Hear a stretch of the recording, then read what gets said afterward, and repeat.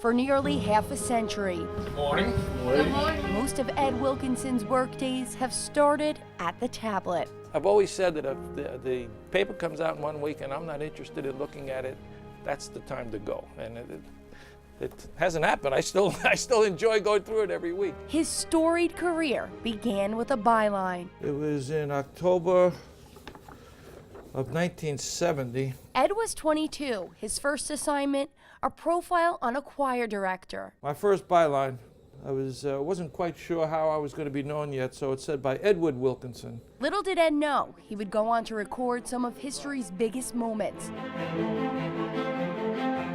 5 papal visits to New York City. It's the only time a pope actually walked on the ground in Brooklyn. The Archdiocese of Boston sex abuse, the murder of Archbishop Romero, and the installation and ordination of more than 20 bishops in Brooklyn and Queens. This is our coverage of Bishop DiMarzio's installation. He'd shake the hand of a saint and photograph another. I kind of call Ed the walking Wikipedia. So just have someone like Ed here to guide us and the entire team through week by week is really something special. He knows these dioceses, I would say, better than anybody. Bishops come and go, priests come and go. Ed is there. Yes. Indeed, Ed has stayed true to the tablet. He started as a sports reporter. Manual typewriter. I didn't even have a telephone on my desk. Then in 1981, he was promoted to news editor. And in 1985, he took the helm as editor, determined to give the tablet a new image. Any Catholic in the diocese should be able to pick up the paper and see themselves on those pages. It shouldn't be just the people on the far left or the far right.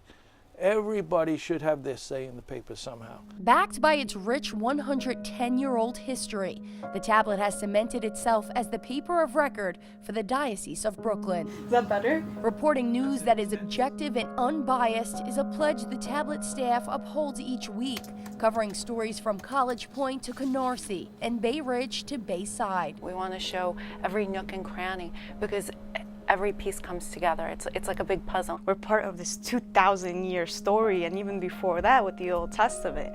And that's why it's so important for me to keep the truth in the letter. I want to talk to you about the spacing and the... Art Dignam, the CEO of DeSales Media, has worked with Ed for nearly a decade, and he says every minute has been a pleasure. The first day that I had anything to do with DeSales, I was a consultant.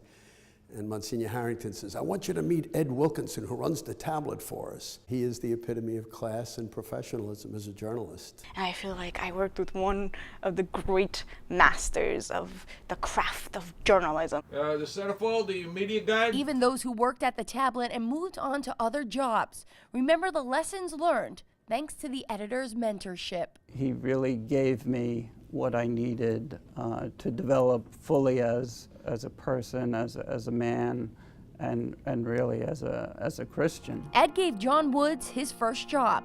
Now he's the editor of Catholic New York. When you get a little older, you hear your dad's voice coming out of your mouth. Sometimes I hear Ed's voice coming out of my mouth.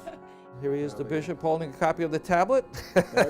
America's declining trust in secular media is seen as an opportunity for the tablet. There's a different responsibility when you work for a Catholic newspaper because there's a moral responsibility. We have to morally tell the right story. Ed says that commitment won't change when he transitions into his expanded role this fall, focusing on growing the paper's subscription base by working closely with DeSales Media Group's Bill Mayer. It's the glue of the Diocese of Brooklyn. It's the glue to many parishes. It's what connects people to each other. That's what's so critical about the tablet, is that ability to continue to tell stories. We have a niche market. We're a Catholic newspaper. You're not going to get this news in other places. And if you do get it in other places, they don't always tell it correctly. As the story of the diocese continues to be written, it may not come as a surprise that Ed Wilkinson's guiding spirit will still keep the pages of the tablet turning.